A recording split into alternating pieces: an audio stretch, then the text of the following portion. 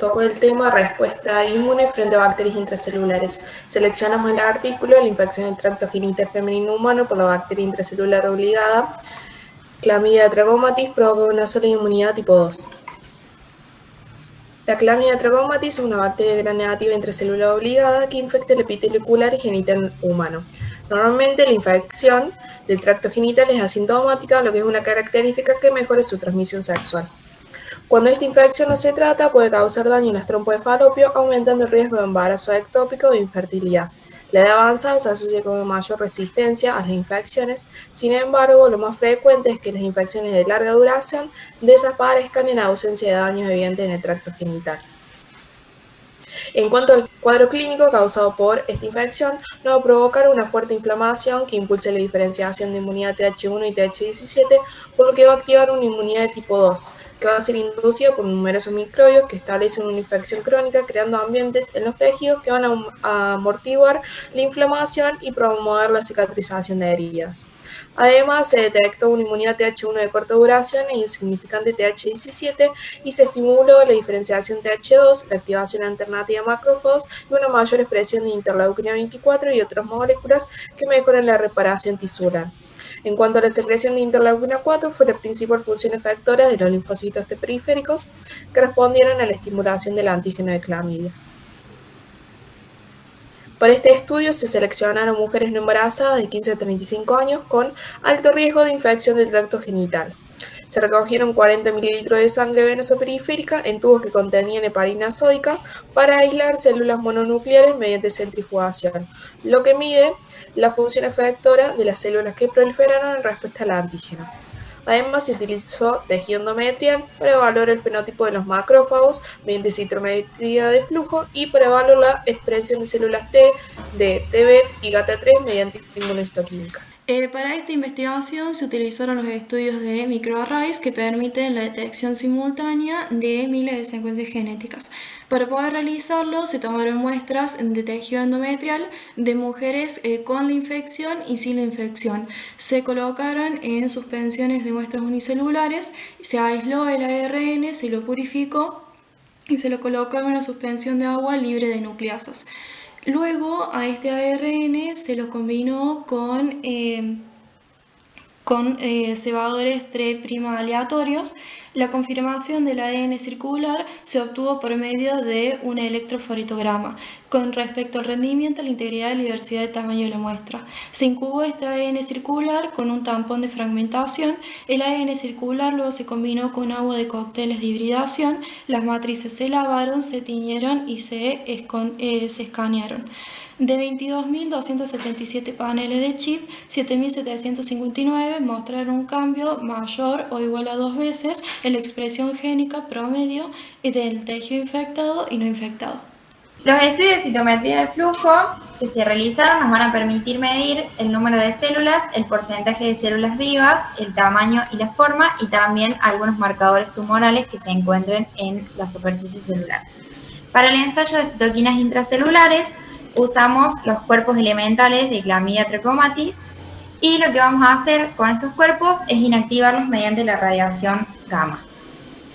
Lo primero que vamos a hacer una vez que los tengamos inactivados va a ser estimular las PBMC, que son las células mononucleares de sangre periférica, que van a estar previamente marcadas con colorante de proliferación y las vamos a estimular con los cuerpos elementales.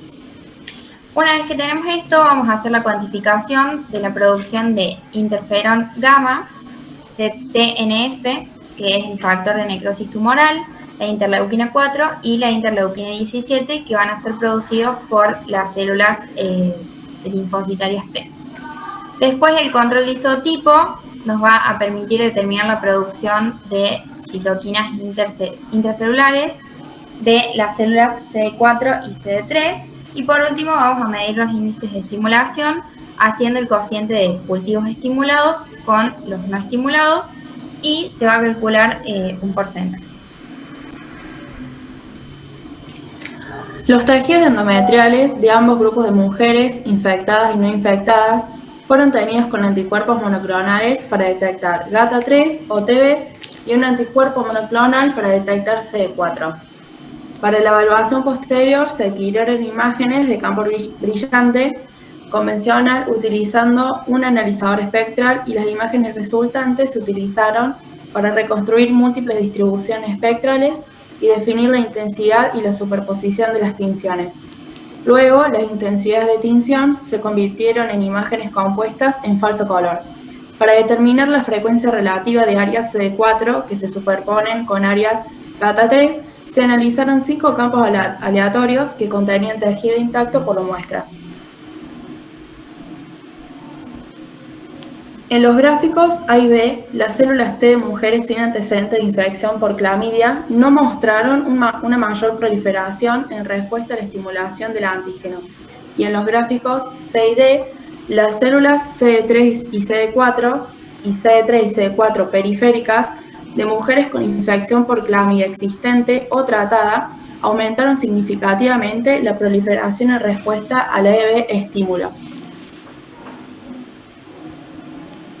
En estos gráficos se presenta la citrometría de flujo para la producción de interferón gamma, factor de necrosis tumoral, interleuquina 4 e interleuquina 17, siendo la interleuquina 4 la citocina predominante y más resistente producida por las células T periféricas que proliferaron en respuesta a la estimulación con EB inactivada.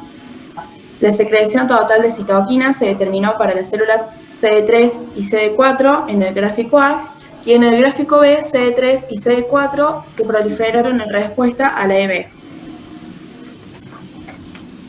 Para comenzar la investigación de la respuesta del huésped a Chlamydia trachomatis en el tracto genital femenino humano, se realizaron micromatrices que compararon la expresión genética en tejido endometrial no infectado e infectado por clamidia. El análisis inicial mostró que la infección por clamidia causó un enriquecimiento significativo de las vías asociadas con la inmunidad tipo 2, como fibrosis y la reparación de heridas. 3 de los 4 genes más regulados positivamente en el tejido infectado por clamidia mostraron un aumento significativo, todos involucrados en una cicatrización de heridas. El microarrays mostró que clamidia promueve una diferenciación de la inmunidad tipo 2 y se postula que este patógeno también debe provocar respuesta de tipo TH2.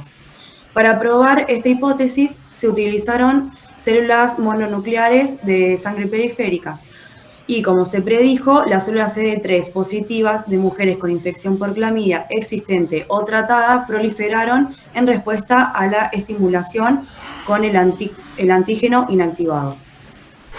Una mayor acumulación intracelular de interferón gamma y de factor de necrosis tumoral mediante la proliferación de células CD3 positivos, CD4 positivos y CD3 positivos y CD4 negativos de mujeres infectadas, pero solo en la visita del seguimiento al mes.